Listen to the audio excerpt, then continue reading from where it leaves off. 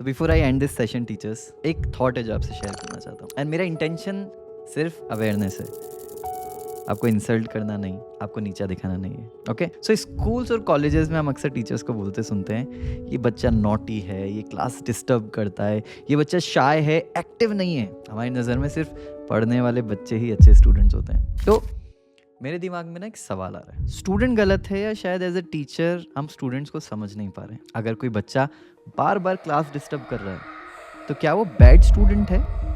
या एक पर्सपेक्टिव ये भी हो सकता है कि वो अटेंशन ढूंढ रहा है। हो सकता है उसके घर में उसको सुना नहीं जाता, वो इग्नोर्ड फील करता है, वो समझ नहीं पा रहा है, वो अपने आप को इजीली एक्सप्रेस नहीं कर पाता, इसलिए वो ऐसा बिहेव कर रहा है। क्या वो विजुअल लर्नर है और हम सिर्फ उसको बोल बोल के पढ़ाई जा रहे हैं? क्योंकि लर्निंग स्टाइल भी अलग अलग होती है ना, कोई विजुअल लर्नर होता है, कोई ऑडिटरी लर्नर होता है, कोई काइनेस्थेटिक लर्नर होता है। पढ़ें इसके बारे में। और जो बच्चा चुप रहता है, पीछे बैठ के खुद को छुपा लेता है, क्या वो वीक है या फिर बस सेफ फील नहीं करता? अब्यूजिव या डोमिनेंट फैमिली मेंबर्स के बीच रहता है। Human seek attention before discipline. Attention नहीं मिलती ना तो बिहेवियर लाउड हो जाता है। रिसर्चर्स कहती है कि silence is often a sign of emotional overload. वो बेचारा पहले ही बहुत इमोशनल ओवरलोड में इस कारण चुप है, सहमा रहता है, और आप उसके पेरेंट्स को कंप्लेन करते रहते हैं कि वो बोलता नहीं है। क्या पता पेरेंट्स ही रीजन है? टीनेज ब्रेन लॉजिकल से ज्यादा इमोशनल होता है। प्री फ्रंटल कॉर्टेक्स जो होता है ना, जिसका काम है सोच समझ के डिसीजन लेना, वो अभी डेवलप हो रहा होता है। इसलिए बच्चे रिएक्ट ज्यादा करते हैं और एक्सप्लेन कम। मेरा समझना है प्रॉब्लम सिर्फ स्टूडेंट में नहीं होती, प्रॉब्लम तब भी होती है जब हम ह्यूमन बिहेवियर को समझने की प्रॉपर ट्रेनिंग नहीं लेते एज टीचर्स। अगर आप एक टीचर बन गए हो या पहले से टीचिंग कर रहे हो, सब आपकी बात सुनते हैं, लोग आपकी बहुत रिस्पेक्ट करते हैं, आपको सीखना बंद नहीं करना चाहिए। जैसे आपने आपके सब्जेक्ट को मास्टर किया, एग्जाम्पल रेनू मैम, आपने मैथ्स को मास्टर कर लिया है, आपकी नज़र में आपसे बेहतर मैथ्स कोई नहीं पढ़ा सकता, राइट? वैसे ही हमें as a teacher human behaviour, psychology, emotional intelligence और सॉफ्ट स्किल्स जैसे टॉपिक्स भी समझना ज़रूरी है, जो हमें ह्यूमंस के इमोशंस को समझने में हेल्प करते हैं। अभी हम मशीन्स ट्रेन नहीं कर रहे हैं, हम ह्यूमंस में ही डील कर रहे हैं, हम छोटे छोटे बच्चों में ही डील कर रहे हैं एज टीचर्स। अगर आप अपने आप को इन टॉपिक से एजुकेट नहीं कर रहे हो तो हम सिर्फ सिलेबस तक ही लिमिटेड रह जाते हैं, जो एक गुरु के रोल के लिए काफ़ी नहीं है। साइकोलॉजी छोड़िए, वो तो बड़ा टॉपिक हो गया। आप सिर्फ सॉफ्ट स्किल सीख लीजिए, कोई एक्स्ट्रा डिग्री नहीं चाहिए उसके लिए, सिर्फ इंटेंशन चाहिए। आप एक किताब भी पढ़ लेंगे ना सॉफ्ट स्किल्स की, आपको क्लैरिटी मिल जाएगी। कुछ स्किल्स बताता हूँ एग्जांपल, सॉफ्ट स्किल्स की बात हो रही है तो अगर आप कम्युनिकेशन स्किल्स अच्छे से सीख लेंगे ना, तो अलग अलग तरीके के बच्चों के साथ कम्युनिकेट करना सीख जाएंगे। एक्टिव लिसनिंग अगर सीख लेंगे तो सिर्फ सुनेंगे नहीं, उनकी बात को समझने भी लगेंगे, उनके बिहेवियर को समझने में हेल्प करेगी आपको वो स्किल। आपसे वो शेयर कर पाएगा जब उसको फील होगा मैम मेरी बात सुनती है, सर मेरी बात सुनते हैं, तो अपने आप को एक्सप्रेस करने लगेंगे आपके सामने। इमोशनल इंटेलिजेंस, आप खुद के, अपने आप के और बच्चों के इमोशंस को आइडेंटिफाई कर पाओगे और फिर रेगुलेट कर पाओगे। ट्रांजैक्शनल एनालिसिस, ईगो हैंडल करना आ जाएगा आपको, क्लैशेस कम होंगे, रिस्पेक्ट बढ़ेगी बच्चों की नज़र में आपकी। कल्चरल डिफरेंसेस, आप किसी को अलग होने के कारण जज नहीं करोगे, आई एम श्योर आप अभी भी नहीं करते हैं, बट वो अलग क्यों सोचता है, बिहेव क्यों करता है ऐसा, वो उसको आप बेहतर समझ पाओगे। और ये स्किल्स अगर आपने सीख ली ना, तो 90% क्लासरूम की प्रॉब्लम्स वहीं सॉल्व हो जाती है।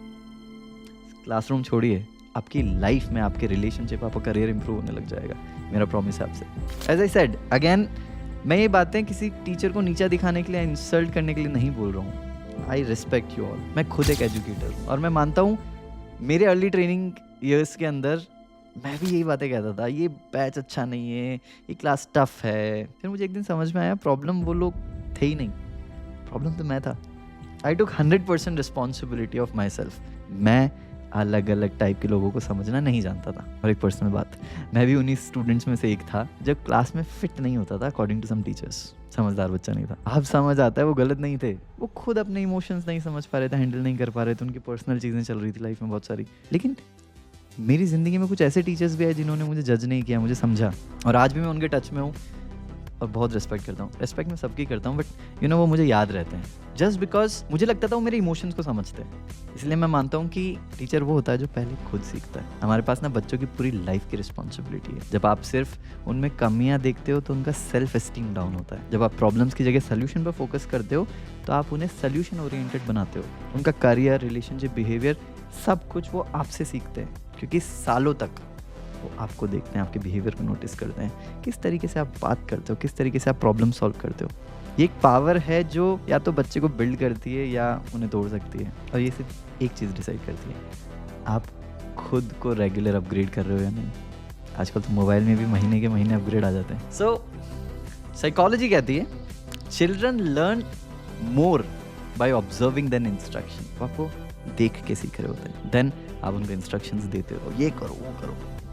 पेरेंट्स के बाद सबसे ज़्यादा टाइम बच्चे टीचर्स के साथ बिताते हैं और सबसे ज़्यादा इंस्पायर भी उनसे होते हैं। सोच के देख लीजिए। मुझे क्या लगता है कि इंडिया में अगर हम बचपन से communication, empathy, emotional intelligence, soft skills सिखाने लग जाए ना, instead of just maths, science, social studies, तो हमारे बच्चे मेंटल स्टेबिलिटी और कॉन्फिडेंस के साथ बड़े होंगे। मार्क्स फ्यूचर डिसाइड नहीं करते, आपके बिहेवियर, आपका बिहेवियर और आपकी सॉफ्ट स्किल्स डिसाइड करती है। और बिहेवियर जज नहीं किया जाता, सिखाया जाता है। और ये मैं नहीं बोल रहा हूँ, फैक्ट्स कहते हैं। हार्वर्ड की रिसर्च कहती है कि 85% आपकी करियर सक्सेस आपके सॉफ्ट स्किल्स से आती है। आप बात कैसे करते हैं, आप प्रॉब्लम सॉल्वर कैसे हैं, इमोशंस को कैसे हैंडल करते हैं, लीडरशिप में जाएंगे तो टीम हैंडल कैसे कर पाएंगे। सो सीखिए इन चीज़ों को, and if you know somebody struggling, आप उसकी हेल्प कर पाएंगे। और अगर आप एक पेरेंट, टीचर या एजुकेटर है और समझना चाहते हैं कि सॉफ्ट स्किल्स है क्या, हमें पता ही नहीं है, हम जर्नी स्टार्ट करना चाहते हैं, हमारी सीखना चाहते हैं, तो मैंने एक बुक लिखी है, shut up and level up, your own soft skills and mindset guide. ये किताब इंग्लिश में लिखी गई है, जैसे हम चैट करते हैं ना, बातें करते हैं, जैसे अभी हम बात कर रहे हैं। सो कोई भी इसे पढ़ सकता है, समझ सकता है। और 50+ सॉफ्ट स्किल्स मैंने इसमें लिखी है। बहुत सारी माइंडसेट की एक्सरसाइजेज हैं, सेल्फ असेसमेंट्स हैं, वर्कशीट्स हैं, जो आपको ना ही सिर्फ आपका करियर बट आपके रिलेशनशिप को इम्प्रूव करने में हेल्प करेगी। आप इसे सीखिए और फिर ये सब बातें जब अपने बच्चों से, अपने खुद के बच्चों से, अपने स्टूडेंट से करेंगे ना, तो आप प्रॉब्लम डिस्कस नहीं करेंगे, सोल्यूशन डिस्कस करेंगे। एग्जाम्पल, अगर कोई बच्चा अच्छे से टाइम मैनेज नहीं कर पा रहा, तो इंस्टेड ऑफ सेइंग तुम्हें टाइम पे करना चाहिए, ये है वो है, आप उसको बोलोगे बेटा ये वाली टेक्निक यूज़ करो, तुम अच्छे से टाइम मैनेज कर पाओगे। Okay, so that's all from me. If you have any question you can